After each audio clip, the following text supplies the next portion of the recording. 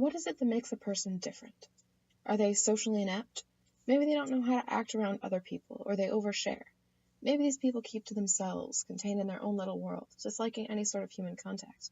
Or maybe they just do the same thing over and over and over. We find these people creepy or weird. We disconnect from them as if they were a separate species. Douglas Copeland's Jpod focuses on a group of characters with mannerisms such as this. Their alternate space of an enclosed work environment creates a reality they must endure every day, which magnifies their differences. Their odd quirks, obsessive behaviors, and strong opinions cause strife between them. Each of the so-called podsters has a different eccentricity. Mark is obsessed with being able to survive, and thus has edible everything at his desk. Ethan has misophonia, a strong reaction to soft sounds like chewing. And Bree loses her social interaction skills after bagging a man. Even as a collective, the entire workplace has issues. The smell of a bag of popcorn in their fenced-in workspace is a torture device that must be punished. Throughout their video game-making workdays, the group's oddities spring forth. Caitlin, the most normal of the pod, connects these quirky dots to form a conclusion.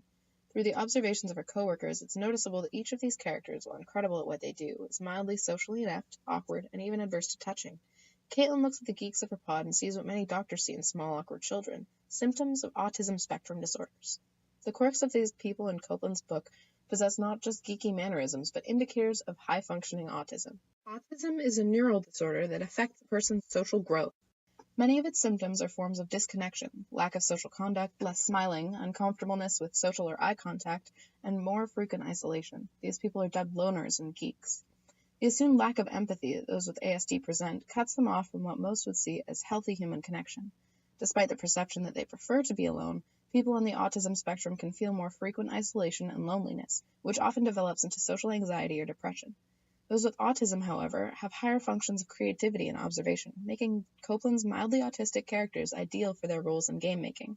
Through games, it is expected that players get some sort of connection with the subject of their game. The ability for a game to put us in someone else's shoes is what we play for. We want to learn and experience from another perspective. For the podsters, video games provide an escape from everyday life. Instead of the stress of reality, a video game is a place to decompress. Within the space of a game, the player is safe and can do as she pleases. Even connections become easier within games, as online chats don't have to include physical or human contact. Any empathy that may be lacking for those on the autism spectrum in the everyday life can be expanded in their world of games. Within the subspace of games, creativity can flow, people can talk anonymously, and players remain in their own secure environment. For both the podsters and those with any autistic or antisocial tendencies, gaming can be a form of connection with others. Without the expectation of human contact, empathy and social relations can become boundless for those who may otherwise be awkward or unwilling.